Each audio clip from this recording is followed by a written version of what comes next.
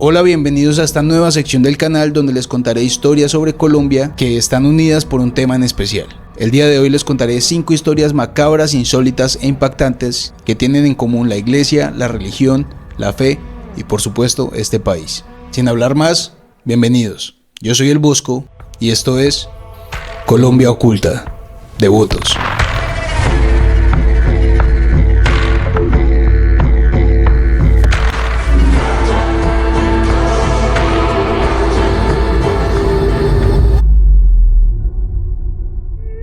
La secta.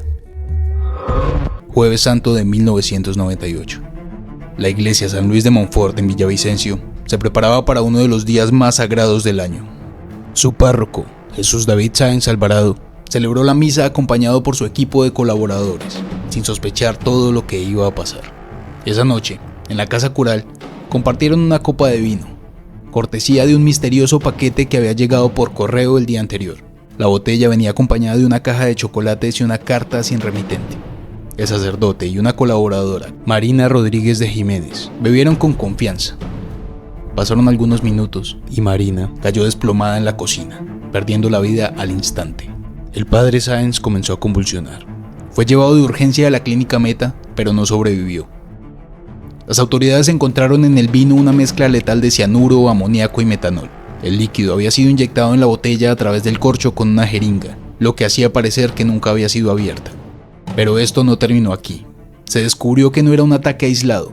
Otras 7 parroquias en los departamentos del Meta y Cundinamarca habían recibido cajas similares, pero lograron ser interceptadas a tiempo gracias a la alerta emitida tras la tragedia de Villavicencio. Días después, una emisora comunitaria de Risaralda recibió una llamada perturbadora. La organización Lobos en contra de Cristo, un grupo satánico poco conocido hasta entonces, se adjudicó los hechos y en su comunicado afirmaron: mucha sangre nueva y muy poderosa está ahora presente y dispuesta a enfrentar la guerra religiosa e ideológica que hemos aceptado combatir. Venceremos, somos líderes. Aunque las autoridades intentaron rastrear al grupo, los registros eran mínimos. Algunos investigadores los asociaron con células de sectas extremistas del sur del país, pero nunca se llegó a una captura oficial. Los curas de Puente Nacional. Un año antes del Bogotazo, en 1947, Colombia seguía inmersa, como siempre, en el conflicto bipartidista. En el municipio de Puente Nacional, Santander, la violencia alcanzó la casa cural, que fue dinamitada por militantes liberales. Su objetivo era acabar con el sacerdote del pueblo, Isaías Ardila, a quien acusaban de ser simpatizante conservador. El cura sobrevivió, pero abandonó el municipio. El obispo, ante el peligro, decidió cerrar la iglesia de manera indefinida, y así fue como durante 5 meses los habitantes de Puente Nacional vivieron sin oficios religiosos, en una época en la que la misa no era solo una costumbre, era el corazón espiritual del pueblo. A pesar de las súplicas y gestiones para conseguir un nuevo sacerdote, la iglesia solo respondía con negativas. Hasta que, como caídos del cielo, el lunes santo de 1948, a falta de uno, llegaron al pueblo 2 sacerdotes jesuitas enviados desde Bogotá. Vestían sotanas impecables, hablaban con fervor y mostraban una gran devoción. La comunidad, que estaba en ayuno de misa, los recibió entre lágrimas, aplausos y pólvora. De inmediato empezaron a trabajar sin descanso. Oficiaron misas, celebraron bautizos, bodas, primeras comuniones y escucharon cientos de confesiones. Su elocuencia en los sermones conmovió hasta los más escépticos. Se estima que cerca de 4.000 feligreses les contaron sus pecados más íntimos. Pero todo terminó al finalizar la Semana Santa. Los sacerdotes regresaron a Bogotá, o eso creyeron todos. Días después, un grupo de feligreses viajó a la capital para llevarles unas fotografías como agradecimiento. Y al llegar a la parroquia que los supuestos jesuitas habían mencionado, se enteraron de la terrible verdad. Esos sacerdotes no existían. Eran impostores. Estafadores reincidentes que ya habían hecho lo mismo en otras regiones, aunque nunca a esta escala. Uno de ellos inclusive había fingido ser periodista y había logrado publicar varios artículos en el periódico El Tiempo. Entonces todo cobró sentido. El vino barato, los errores en la liturgia, su obsesiva curiosidad por los ricos del pueblo, la sensación de los feligreses fue devastadora. Pasaron del fervor a la vergüenza, del consuelo a la rabia. Algunos no podían creer que sus confesiones más profundas hubieran sido escuchadas por farsantes. La noticia pasó desapercibida por el resto del país, eclipsada por el estallido del Bogotazo. Poco después, Los falsos curas fueron capturados y condenados a 5 años de prisión en el Amazonas. Y como era de esperarse, escaparon. Según informes posteriores, continuaron su farsa en otros pueblos, repitiendo bautizos, matrimonios y confesiones de mentira. Hasta hoy, no se sabe con certeza cómo descubrieron que Puente Nacional necesitaba sacerdote. Pero en junio de ese mismo año, un periódico de Bucaramanga publicó una versión algo inquietante. Uno de los impostores le había confesado a otro preso de la cárcel que tenía que volver a Puente Nacional a cobrarle dinero a unos políticos liberales por haberse hecho pasar por cura. Esta declaración nunca fue confirmada, pero avivó aún más en ese tiempo el conflicto político en la región. La gripa. Era el año 1921 en Finlandia, Quindío. En la iglesia principal se celebraba la Eucaristía.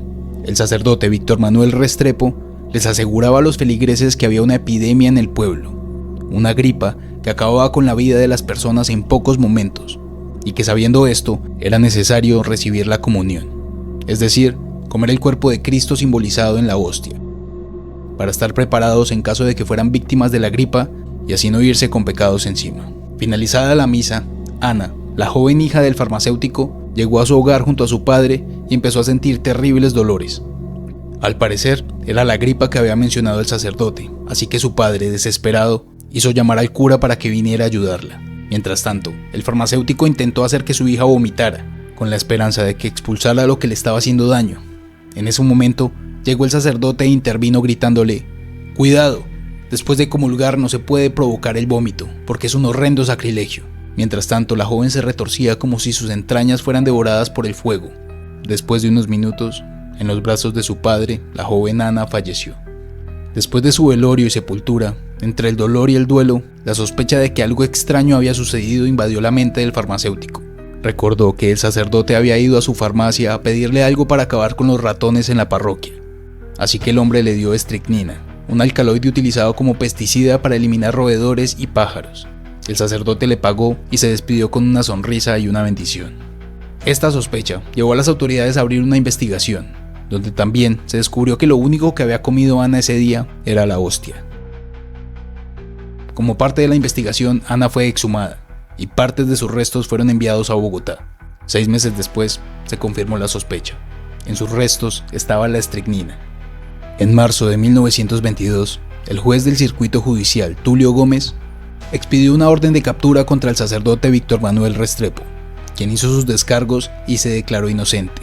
El clero lo regresó a la parroquia sin investigación, a pesar de varios testimonios que confirmaban su autoría en el crimen. La suerte del sacerdote y su sentencia se perdieron con el tiempo, pero investigaciones judiciales de la época develaron las razones detrás de los motivos por los que el sacerdote cometió el crimen. Al parecer, el joven sacerdote, recientemente ordenado en el seminario de Manizales, quien era descrito por los cronistas como muy bien parecido, estaba sosteniendo un tipo de relación con la joven maestra del pueblo, una mujer hermosa que hacía poco se había graduado de la normal. Esta relación se volvió un chisme de pasillo, pero no pasó de ahí, hasta que un día, Ana, la hija del farmacéutico, se dirigió al despacho del sacerdote a hacerle una pregunta y los encontró en una posición muy comprometedora. Poniendo en riesgo su reputación y su profesión, el sacerdote no vio otra forma de arreglar el problema, sino eliminando a la única testigo de sus actos. Y así fue como por días meticulosamente planeó el crimen que acabó con la vida de Ana Gallego. Pedro II. En el municipio de Barbosa, Antioquia, José Antonio Hurtado, un odontólogo que en su juventud había ingresado al seminario para ser sacerdote, tuvo que abandonar su vocación tras el deceso de su padre.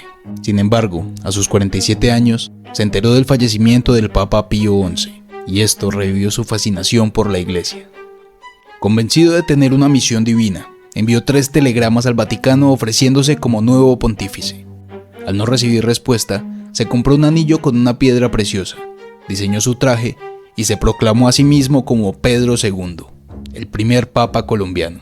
Adaptó la silla de su consultorio odontológico como trono pontificio y fundó su propia Santa Sede en Barbosa, a la que llamó el Vaticano II, un lugar donde sus fieles no solo acudían para arreglarse los dientes, sino también para recibir su bendición.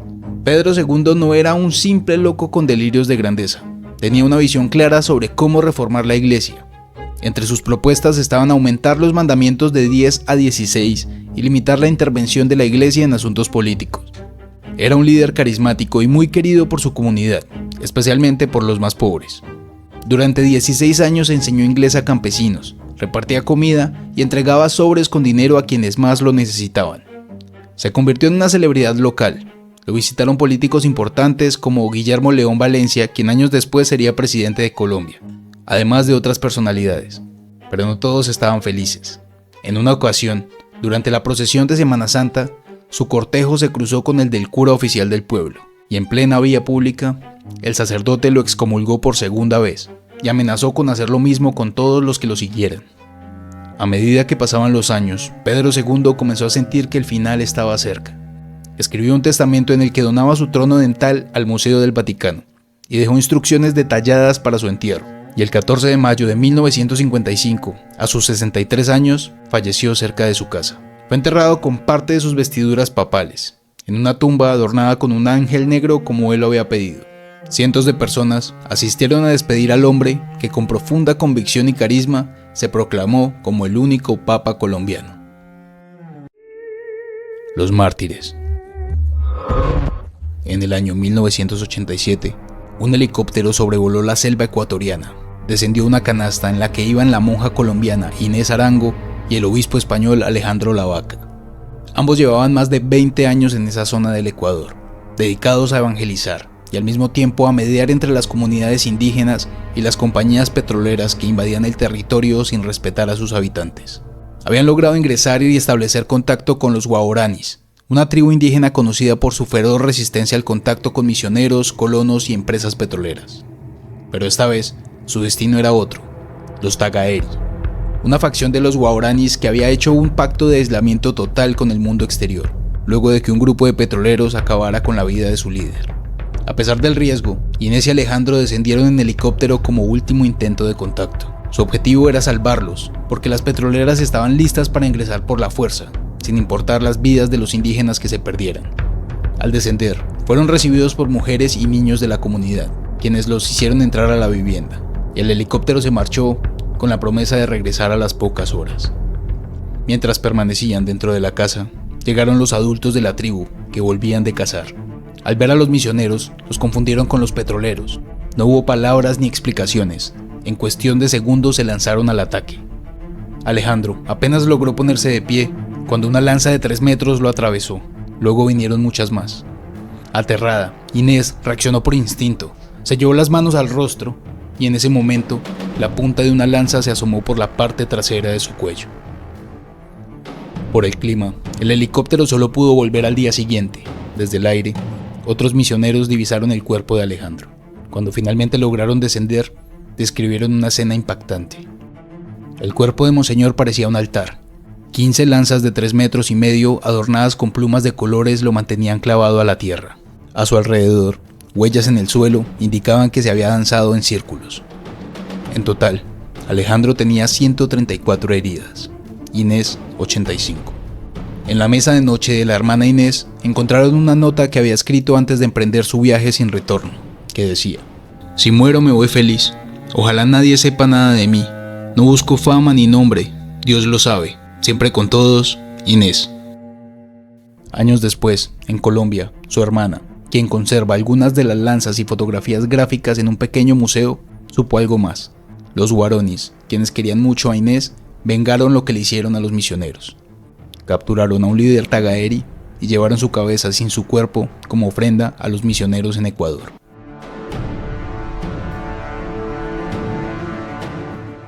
Espero que les haya gustado esta nueva sección y recuerden que tengo otras en el canal como la de los años, la de las leyendas urbanas, los mini documentales y tengo mucho contenido más. Y para que no se lo pierda, pues no se le olvide activar la campanita, suscribirse y dejarme un comentario para ver qué metemos más en los otros videos. Y si quiere ayudar a la creación de este canal, les recomiendo que me sigan en Instagram porque allá hacemos dinámicas y allá tomamos decisiones sobre el canal, entonces el contenido lo hacemos entre todos. Quiero enviarle un saludo especial a mi amigo Leo Ojeda, quien me ve desde España con su familia hace mucho tiempo y hace rato lo quería saludar, pero siempre se me olvidaba, entonces le mando un abrazo gigante y un saludo a él y a su familia. Y recuerden que yo soy el Bosco y estaré aquí para contarles historias sobre Colombia, Latinoamérica y el mundo. Nos vemos.